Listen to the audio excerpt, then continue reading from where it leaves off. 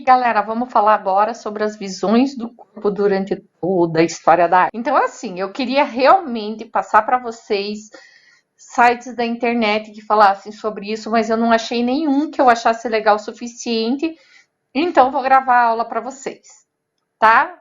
Venham comigo, que o assunto é bem legal. Então, aqui tem uma piadinha para vocês, para animar.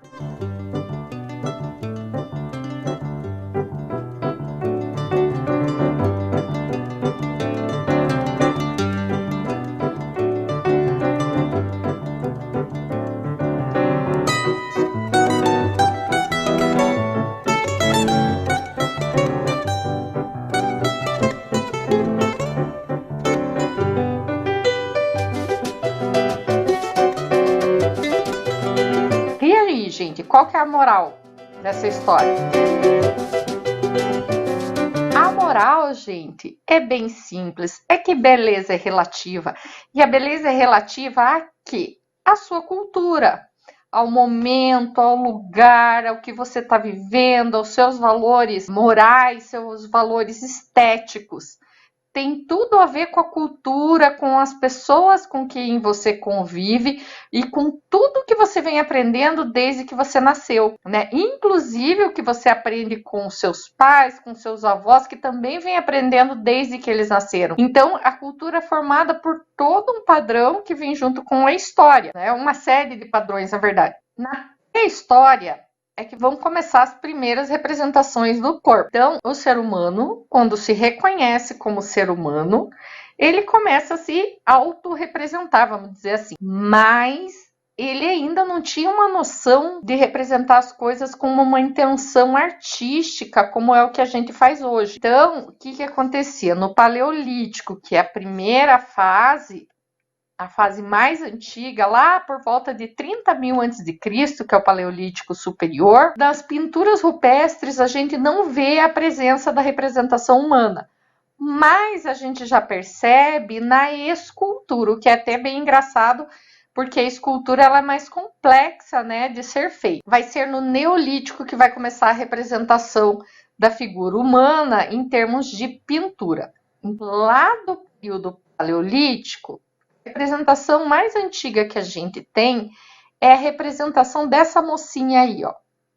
A Vênus de Willendorf. A gente já falou sobre ela o ano passado. Ela é pequenininha, tem 11 centímetros de altura e bem velhinha, ó. Ela tem mais ou menos aí uns 24.000 anos de idade, né? Uma jovenzinha feita em pedra calcária, que nós temos 3 vistas dela, ou seja, 3 posições que a gente tá vendo. Então, nós estamos vendo de frente, de costas e de lado. O que acontece? Aqui no rosto a gente não sabe se eles quiseram cobrir com uma touca, se faz parte de um ritual, enfim, o que é essa representação que forma essa textura, ó, que dá a volta na cabeça. Pezinhos devem ter quebrado. Tem pessoas que acham que ela não tem braço, mas tem, ó. Ele tá aqui, ó, dobrado, ó, o cotovelo, e ele tá curvado aqui sobre os seios, que são bem grandes e avantajados. E a gente tem a representação da mão. Os cientistas, olhando para isso, que eles chegaram à conclusão que essa era uma representação do ideal de beleza feminina daquela época. Por que então o nome Vênus? Porque Vênus era a deusa romana, né? O nome romano da deusa da fertilidade, da beleza, do amor. Então, para eles, talvez, né, para os cientistas, essa aí fosse uma espécie de amuleto de fertilidade. Porque, se vocês forem pensar, até hoje, o objetivo principal de qualquer espécie viva na Terra é se manter viva, é manter sua espécie viva.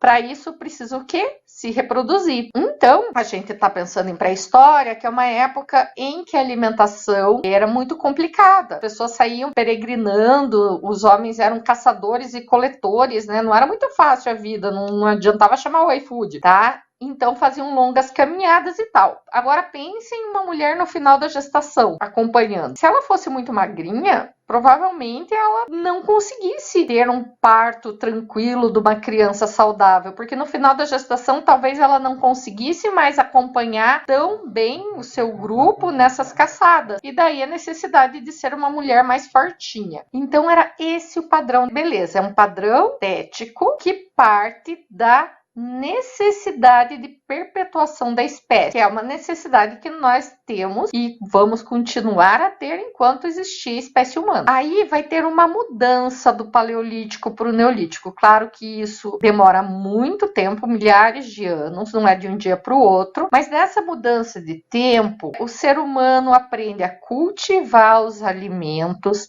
a domesticar os animais. Com isso, não vale mais a pena ele ter essa vida nômade, ficar se mudando, ele passa a ser sedentário, ou seja, ele constrói e ali ele se fixa. E começa a aparecer as pequenas vilas. Então, enquanto no Paleolítico a gente tem que eram grupos de 5 a 10 pessoas que andavam, né, peregrinando atrás de comida, no Neolítico, claro que vários grupos vão continuar nômades, tá? Não é que o nomadismo acaba, mas muitos vão começar a se aglomerar em pequenas vilas. Normalmente a gente chama de nomos, em pequenas vilas inicialmente formada pela própria família, mas que vai crescendo, crescendo, crescendo e se tornando uma comunidade. E ali a comunicação entre as pessoas, como tem mais gente para conversar, essa comunicação vai se tornando mais eficiente e o ser humano vai se tornando mais inteligente. Por quê, gente? O cérebro da gente, ele é uma maquininha fabulosa. Quanto mais a gente usa, melhor ela fica, porque vão abrindo caminhos no nosso cérebro para aprendizagem. Isso se chama neuroplasticidade. Então, o nosso cérebro vai se modificando e ele vai ficando com mais facilidade de aprender. Então, quanto mais a gente aprende, mais facilidade a gente tem de aprender. E a comunicação ajuda muito nisso. A obra de arte vai mudar. A representação humana, que era toda detalhadinha assim no Paleolítico, já não vai mais precisar de tantos detalhes. Quando as pessoas veem o desenho tipo do homem palito, elas já entendem o que é. E a gente vai ter uma representação que vai ser o quê? Mais estilizada,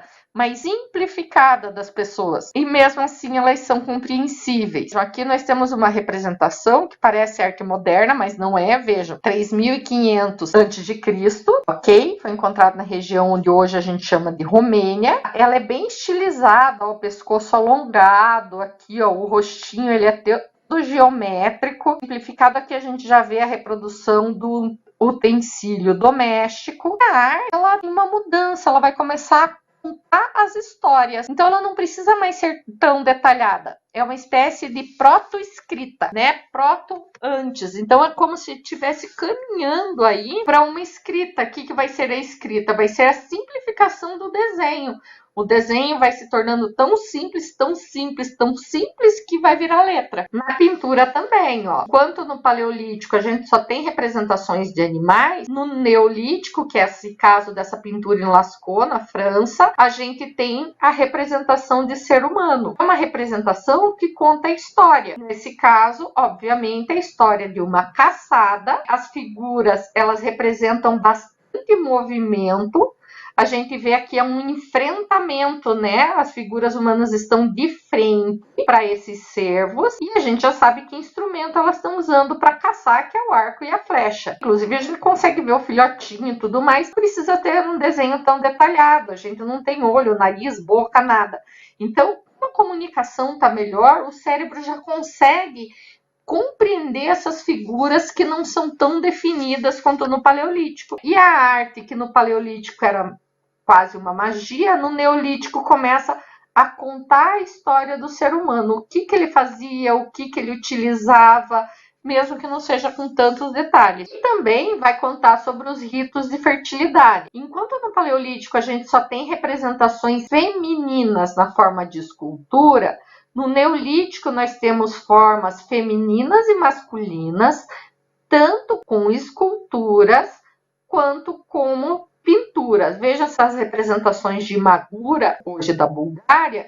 A gente vê nitidamente, além da representação de animais aqui, né, da caça com arco e flecha, Aqui a gente vê um animal que parece um cachorro, e realmente nessa época já se domesticava o lobo, né, que acabou evoluindo porque a gente conhece hoje o cachorro, e a gente vê aqui uma espécie de dança, ó, e a representação masculina do homem com o pênis em ereção. Então, o que representa, com certeza, um ritual de fertilidade. O que isso quer dizer quando eles começam a representar o homem com o pênis em ereção? Eles também compreendem que o homem faz parte dessa fertilidade. Então, aparentemente, no Paleolítico, como é a mulher que gesta, né, que carrega a criança na barriga, a barriga cresce, eles viam a criança nascer pela vagina da mulher, a mulher amamentar. Eles não conseguiam compreender direito que o homem tinha um papel na fertilidade. No Neolítico, eles já conseguem compreender esse papel masculino, que para ter o neném tem que ter homem e mulher. Talvez isso tenha vindo até da observação dos animais, mas não importa da onde. É aí que surge essa consciência. Então, a representação que conta a história vai representar também esse fato.